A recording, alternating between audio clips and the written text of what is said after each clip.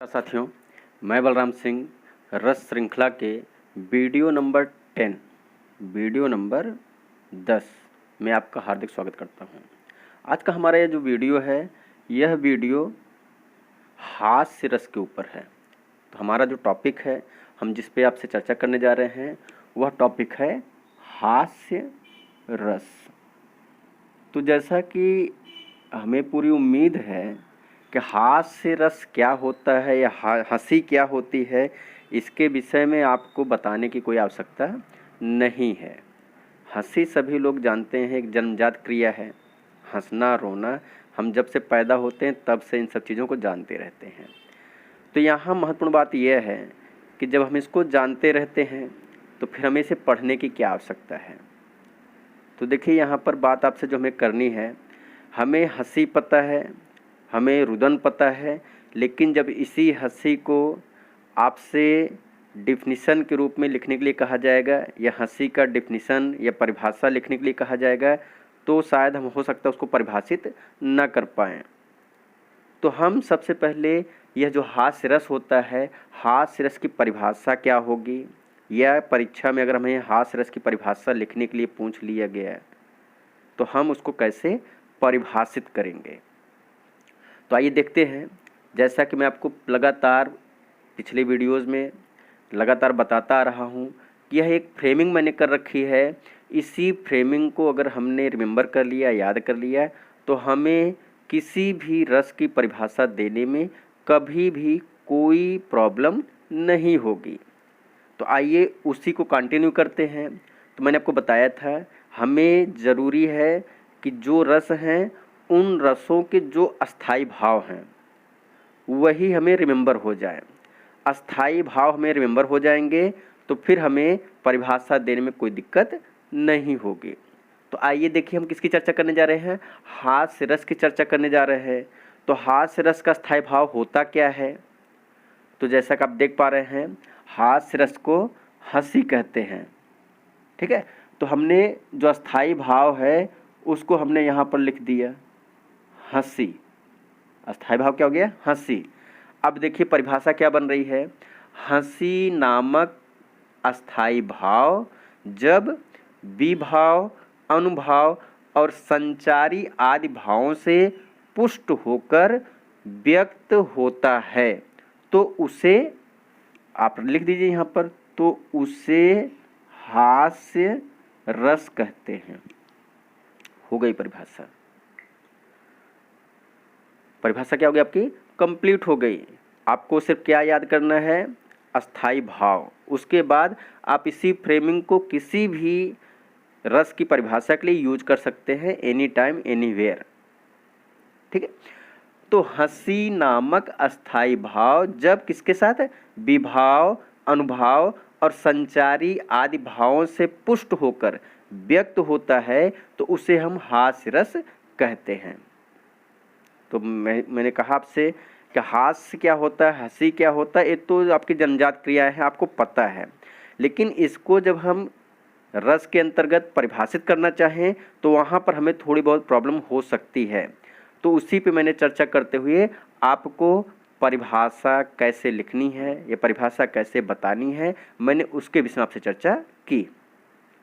अब देखिए, जैसा कि अब पढ़ाते पढ़ाते और आपको पढ़ते पढ़ते ये सब चीज़ें ज्ञात हो गई हैं कि यह जो कोई भी रस होगा, हास्य रस है या कोई भी रस होगा, तो रस के अवयव कितने होते हैं, 4 होते हैं। इनके नंबर आपको पता होने चाहिए, मैं बार बार इसको आपसे कहता रहता हूँ।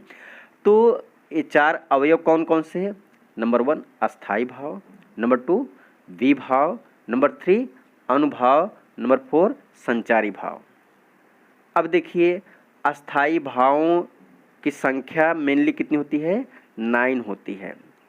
9 रस, 9 रस। तो आपसे पूछा जाए कि अस्थाई भाव कितने होते हैं, तो 9 रस होते हैं, तो 9 रसों के 9 अस्थाई भाव होते हैं। ऐसे ही विभाव कितने होते हैं, तो विभाव कितने होते हैं, 2 होते हैं। आलंबन विभाव, उद्दीपन विभाव। आलंबन के भी 2 भेद होते हैं, आश्रय आलंबन, विषय आलंबन। वैसे ही उद्दीपन के भी दो भेद होते हैं, कायिक और वाचिक, कायिक या सात्विक। ऐसे देखिए अनुभवों की संख्या कितनी होती है? अनुभवों की संख्या 8 होती है। तो इसका नंबर हमें पता होना चाहिए, वेरी वेरी इंपॉर्टेंट। अनुभव कितने होते हैं? अनुभव 8 होते हैं। ऐसे ही आपका जो चौथा पार्ट है संचारी भाव, तो संचारी भावों की संख्या कितनी होती है? तो संचारी भावों की संख्या 33 33 33, मतलब आप इसको याद रखिए 33। तो संचारी भावों की संख्या कितनी होती है? 33 होती है। अब देखिए अगर हम हास्य रस की बात करें तो हास्य रस का स्थायी भाव हंसी होता है, हमें रिमेंबर होना चाहिए, याद होना चाहिए। उसके बाद देखिए जो महत्वपूर्ण बात है कि यह जो आलंबन है, यह जो उद्दीपन है, इनके विषय में एक हमारा बेसिक कॉन्सेप्ट होना चाहिए। उसके बाद डिपेंड करता है कि जो आपको एग्जाम्पल दिए गए हैं उन एग्जाम्पलों में कौन आलंबन पे फिट बैठ रहा है, कौन उद्दीपन पर फिट बैठ रहा है, तो हम उसके अकॉर्डिंग वहाँ पर बताएंगे कि यह आपका मान लीजिए आलंबन है, यह आपका उद्दीपन है। आलंबन भी अगर मान लीजिए पूछ रहा है कौन विषय आलंबन है और कौन आश्रय आलंबन है, तो हम उसको वहाँ पे एग्जाम्पल के आधार पे चेक करके बता सकते हैं कि कौन आलंबन में विषय आलंबन है, कौन आश्रय आलंबन है। वैसे उद्दीपन में कौन आपका कायिक है, कौन आपका सात्विक है।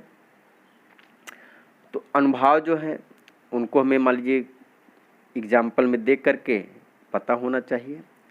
लेकिन सबसे महत्वपूर्ण चीज़ यहाँ पर इन नंबर्स है, यहाँ पर इन नंबर्स है। जो क्वेश्चन अगर पूछा जाएगा तो ये अस्थायी भाव विभाव से ज़्यादा क्वेश्चन पूछे जाने की संभावना होती है। जब हम यहाँ से सेकंड पार्ट में जाते हैं, सेकंड मतलब कि अनुभव विभाव में जाएंगे तो वहाँ पे सबसे ज़्यादा जो क्वेश्चन पूछा जाता है 90% नंबर्स पूछे जाते हैं। अनुभवों की संख्या कितनी है, संचारी भावों की संख्या कितनी है, ये 90% क्वेश्चन आते हैं। और इधर जब जाएंगे तो यहाँ से आपसे क्वेश्चन पूछा जाएगा इस पद में कौन अस्थायी भाव है, कौन अस्थायी भाव तो मतलब हमेशा क्लियर रहेगा। विभाव में पूछा जाए मतलब कौन आलंबन है, कौन उद्दीपन है। आलंबन में पूछा जा सकता है कौन विषय आलंबन, कौन आश्रय आलंबन। वैसे यहाँ पर अब देखिए आते हैं हम अपने उदाहरणों पर।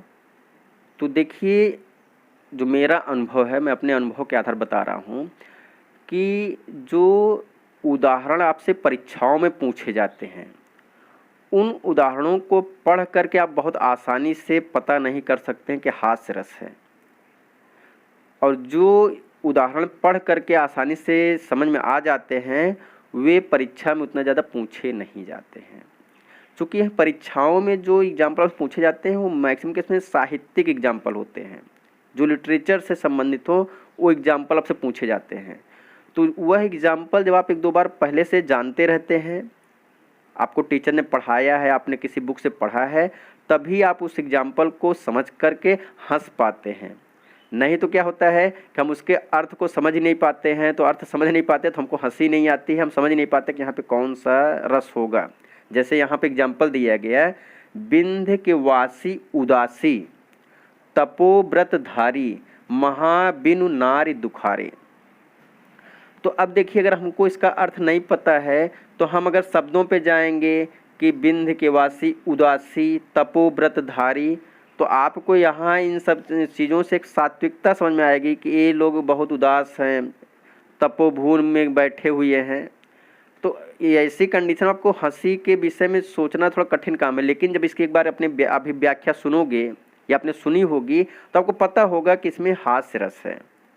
लेकिन देख करके नहीं समझ सकते हो आप, जब तक इसका बैकग्राउंड न पता हो, जब तक इसकी व्याख्या न पता हो, तब तक आप इसको ऐसे देख करके नहीं कह सकते हो। लेकिन यहाँ पर देखिए मैंने दूसरा एग्जाम्पल लिया है, इसको देख करके आपको हंसी आ जाएगी, सुन करके हंसी आ जाएगी कि हाँ इसमें तो मतलब हास्य रस है, लेकिन इसके एग्जाम में आने की संभावना कम है। अब देखिए क्या कर रहे हैं, बुरे समय को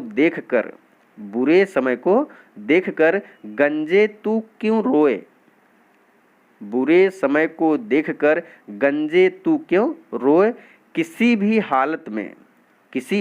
हालत में तेरा बाल न बांका होए। तो इसको हम आसानी से समझ सकते हैं। इसको समझ करके मान लीजिए हमको हंसी आ सकती है, लेकिन यह जब तक आप पहले से नहीं जानते रहेंगे तब तक आप यहाँ से के क्वेश्चन को इसको आसानी से सॉल्व नहीं कर पाएंगे, नहीं रस पकड़ पाएंगे। लेकिन एग्ज़ाम में पूछे जाने की संभावना इसकी सबसे ज़्यादा है। ये एग्जाम्पल जो है, इस एग्जाम्पल के पूछे जाने की संभावना किसी भी परीक्षा में सबसे ज़्यादा मैक्सिमम होता है। आप कोई बुक उठा के देखिएगा, हर बुक में आपको पहला एग्जाम्पल यही मिलेगा, बिंध्य के वासी उदासी। ठीक है, ऐसे देखिए तीसरा है, ये तीसरा जो है ये भी बहुत इंपॉर्टेंट है। काका हाथरसी की कविता है, तंबूरा ले मंच पर बैठे प्रेम प्रताप। तंबूरा ले मंच पर बैठे प्रेम प्रताप, साज मिले 15 मिनट घंटा भर आलाप। घंटा भर आलाप, राग मारा गोता, धीरे धीरे खिसक चुके थे बैठे सारे श्रोता। तो यहाँ पर यह जो एग्जाम्पल है, यह एग्जाम्पल भी परीक्षा की दृष्टि से वेरी वेरी इंपॉर्टेंट एग्जाम्पल है। तो इसको भी जब एक बार आप सुन लोगे, इसकी व्याख्या या सुने होंगे, तो आपको पता होगा कि इसमें भी हास्य रस है। यह मैं हास्य रस की चर्चा कर रहा हूँ तो आप उम्मीद लगा सकते हैं कि इसमें हास्य रस होना चाहिए, लेकिन जब आप परीक्षा में जाओगे तो वहाँ तो पैसे क्लियर नहीं रहेगा कि हास्य रस का एग्जाम्पल पूछा है कि किसका पूछा है। तो इनको आपको एक दो बार समझना है, सुनना है, और एक दो बार आपने सीरियसली सुन लिया तो फिर आपको ये चीज़ें बहुत आसान हो जाएंगी परीक्षा में भी। ऐसे देखिए यहाँ पर ये भी बहुत अच्छी परिभाषा है, सॉरी अच्छे उदाहरण हैं। क्यों अच्छे हैं कि आप इसको देख करके तुरंत हंस सकते हो, आपको तुरंत हंसी आ सकती है, लेकिन फिर वही चीज़ है कि यह परीक्षा के लिए उतना इम्पॉर्टेंट नहीं है। मे भी आ जाए तो अलग बात है, लेकिन उतना एग्जाम्पल ये नहीं है। लेकिन ये जो साहित्यिक एग्जाम्पल हैं ये सबसे ज़्यादा महत्वपूर्ण है। तो अब इसमें देखिए क्या कर रहे हैं, नाक तमंचे जैसे, नाक तमंचे जैसे इसकी, उसकी नाक दुनाली। नाक तमंचे जैसी इसकी, उसकी नाक दुनाली, किसी किसी की भरी भरी सी, किसी किसी की खाली। तो इसकी हमें बहुत ज़्यादा व्याख्या करने की आवश्यकता नहीं है, आप थोड़ा भी हिंदी जानते होंगे तो इसको बहुत आसानी से समझ सकते हैं। अब देखिए इसकी हम व्याख्या करते हैं जो आपके एग्जाम के लिए सबसे ज़्यादा इम्पॉर्टेंट है। तो क्या कर रहे हैं, बिंध्य के वासी उदासी तपोव्रत धारी, महाबिनु नार दुखारे, गौतम तीय तरी तुलसी सो, कथा सुनभे मुनिवृंद सुखारे। तो यह बात जो है उस समय की है जब भगवान राम वन को जा रहे हैं। भगवान राम वन को जा रहे हैं, तो यह जो विंध्याचल का क्षेत्र है, विंध्य के वासी, तो वहाँ के जो साधु संत हैं, जो वहाँ के ऋषि मुनि हैं, वे बहुत दुखी थे। वे क्या थे, बहुत दुखी थे। किस लिए दुखी थे कि उनके पास उनकी कोई मतलब कि उनके साथ कोई स्त्रियां नहीं थी। तो वे लोग क्या थे, बहुत दुखी थे। तो उन्होंने रामचरितमानस, तुलसीकृत रामचरितमानस को पढ़ा था कि उसमें बताया गया था कि कोई एक राम है जिन्होंने एक पत्थर को अपने पैरों से छुआ था, तो वह पत्थर एक महिला बन गई थी। तो आपने कहानी सुनी होगी गौतमी की। तो उन्होंने भी तुलसी के द्वारा सुना था कि राम के द्वारा जब उस पत्थर को टच किया गया, राम के पैरों के द्वारा जब उस पत्थर को टच किया गया, तो वह पत्थर किस में कन्वर्ट हो गया, एक सुंदर स्त्री में कन्वर्ट हो गया।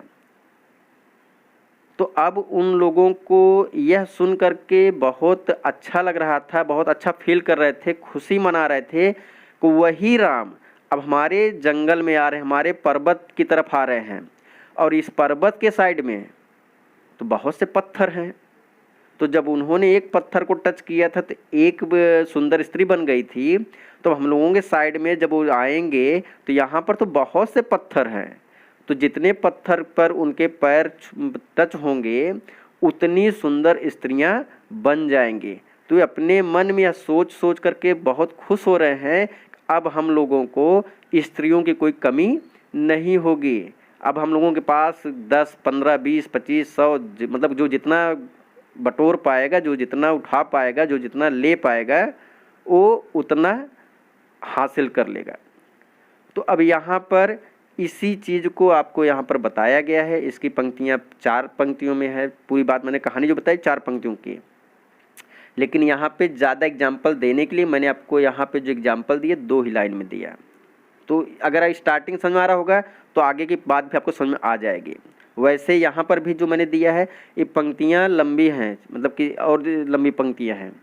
जैसे मैंने आपको बताया था, तंबूरा ले मंच पर बैठे प्रेम प्रताप, साज मिले 15 मिनट घंटे भर आलाप, घंटे भर आलाप राग मारा गोता, धीरे धीरे खिसक चुके थे बैठे सारे श्रोता। तो ये बड़ी पंक्तियाँ, लंबी पंक्तियाँ हैं, लेकिन स्टार्टिंग आपका यहीं से होगा। और एग्जाम में भी जब क्वेश्चन पूछा जाएगा तो ऐसे 2 लाइन दे के पूछेगा आपसे, पूरा मैक्सिमम केस में नहीं पूछता है। लेकिन अगर आप इतना जानते रहोगे तो आगे भी आप समझ में आएगा। तो अब देखिए इसमें क्या कर रहे हैं, तंबूरा ले मंच पर बैठे प्रेम प्रताप। तो एक भाई गायक हैं, वे स्टेज पर आकर के अपना परफॉर्मेंस देने के लिए तैयार हैं। तो क्या कर रहे हैं, वे अपना तंबूरा, आपको पता होगा तंबूरा एक वाद्य यंत्र है, तो तंबूरा बजा अपना मतलब कि वाद्य यंत्र लेकर के बैठे हैं और वो स्टेज पे परफॉर्मेंस देने के लिए तैयार हैं। तो अब देखिए हो क्या रहा है, साज मिले 15 मिनट। तो जो उनका तंबूरा है उस तंबूरे को जब वो सेट कर रहे हैं तो 15 मिनट तक उन्होंने उसको खूब अच्छे से सेट किया कि इसका जो ट्यूनिंग है, जो भी इसकी मतलब कि फ्रिक्वेंसी है, जो भी है वो परफेक्ट हो। तो उन्होंने 15 मिनट तक किया और 15 मिनट तक जब उसका उन्होंने साज सज्जा सही कर ली तो फिर कह रहे हैं कि घंटा भर आलाप। तो जब उन्होंने संगीत शुरू किया तो अभी गा नहीं रहे हैं बल्कि घंटे भर क्या कर रहे हैं, आलाप ले रहे हैं।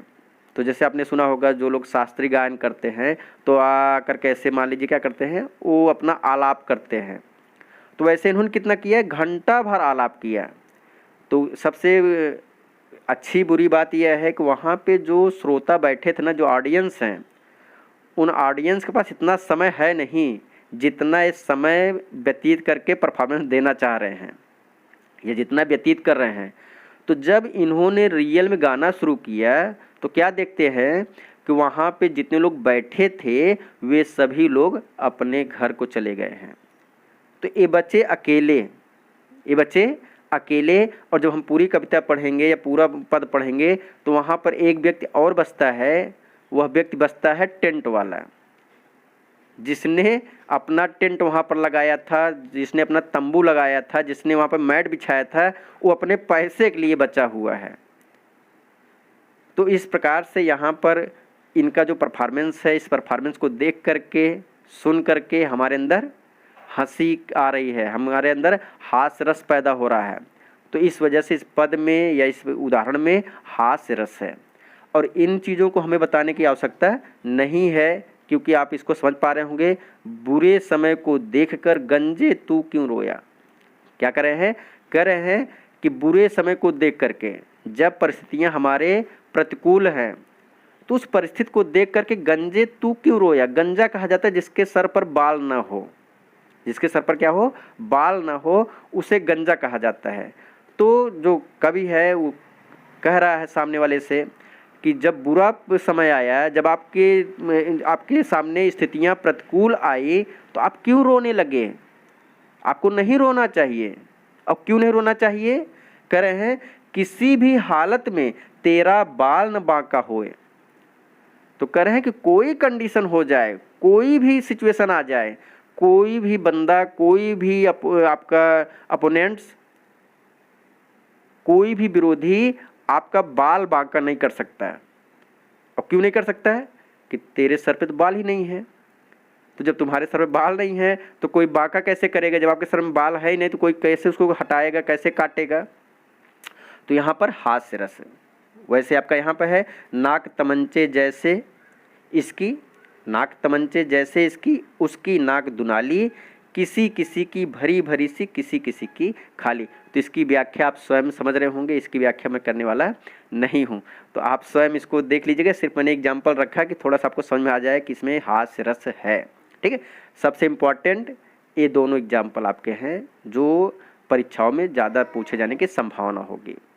ओके, तो चलिए फिर मिलते हैं नेक्स्ट वीडियो में। चूँकि यहाँ पे जो मैंने आपको सूत्र बताया था उसके अकॉर्डिंग हमारे 9 रस कंप्लीट हो गए। अभी 2 रस हमारे और बच रहे हैं। ठीक है, आपका भी वात्सल रस और आपका भक्ति रस। तो इसकी चर्चा हम अगले वीडियो में करेंगे। आज से हम एक नई चीज़ आपके लिए शुरू कर रहे हैं। हम आपको एक क्वेश्चन दे रहे हैं, आप उस क्वेश्चन को कमेंट्स बॉक्स में या उसके आंसर को आप कमेंट्स बॉक्स में क्लिक करके ज़रूर बताएं। हमारा क्वेश्चन है कि हिंदी साहित्य में 9वां रस किसे माना जाता है? हिंदी साहित्य का 9वां रस किसे कहा गया है? यह हिंदी साहित्य में 9वें रस के रूप में किसे बताया गया है? इसी क्वेश्चन को थोड़ा और हम कन्वर्ट करके बोलें तो यह कहा जा सकता है कि आचार्य भरत मुनि ने अपने नाट्य शास्त्र में किस रस की चर्चा नहीं की है? 9 रसों में किस रस की चर्चा नहीं की है? दोनों का उत्तर सेम होगा, दोनों का उत्तर एक ही है। तो आप उसको कमेंट्स बॉक्स में कमेंट करके ज़रूर बताएं। फिर मिलते हैं नए वीडियो में, तब तक के लिए धन्यवाद।